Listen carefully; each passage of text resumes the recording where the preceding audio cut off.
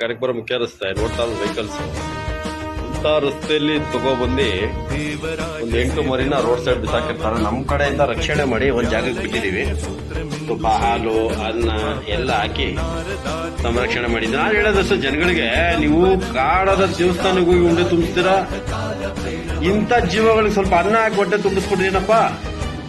ಯಾವ್ದೋ ದೇವಸ್ಥಾನಗಳಿಗೆ ಹೋಗ್ತೀರಾ, ಯಾರ್ಯಾರಿಗೋ ಉಂಡಿಗೂ ಲಕ್ಷಾಂತರ ರೂಪಾಯಿ ಹಣ ತುಂಬ್ತೀರಾ. ಅಷ್ಟು ಹಣ ವ್ಯರ್ಥ ಮಾಡೋ ಬದಲು ಈ ಅನಾಥ ಜೀವ ಮೂಗ್ಬರಿಗಳು ಸ್ವಲ್ಪ ಅನ್ನ ಕೊಟ್ಟೆ ತುಂಬಿಸ್ಬಿಡ್ರೇನು. ಹಿಂಗೆ ನಮ್ ಜನ ಕಾಣದ ದೇವ್ರ ಮುಂದೆ ತುಂಬಿಸ್ತಾರೆ, ಅಸ್ತಂತ ಜೀವಗಳಿಗೆ ಯಾವತ್ತೂ ಹೊಟ್ಟೆ ತುಂಬಿಸಲ್ಲ. ಇದು ಹಿಂಗ್ ಕಲಿಗಾಲ ನಡೀತಿರೋದಂತ ಒಂದು ನೋಡು, ಹಿಂಗ್ ಕರೆಕ್ಟ್ ಆಗಿ ಹೇಳ್ತಾ ಇದ್ದಾನೆ. ಇದು ನಮ್ ಜನಗಳ ಪರಿಸ್ಥಿತಿ. ಪಾಪ ಅನಾಥ ಮರಿಗಳನ್ನ ತಗೊಂಡು ಆಲ್ಮೋಸ್ಟ್ ಒಂದು 9, 8, 2 ರೋಡಲ್ಲಿ ಜಜ್ಜೋಗಿದ್ದು. ಮಿಕ್ಕಿದ್ನ ಸಂರಕ್ಷಣೆ ಮಾಡಿ ಬಿಟ್ಟಿದೀವಿ. ಏನಿರುತ್ತೆ ನಮ್ ಕೈಲಾದಷ್ಟು ಸೇವೆ ಮಾಡ್ತೇನೆ.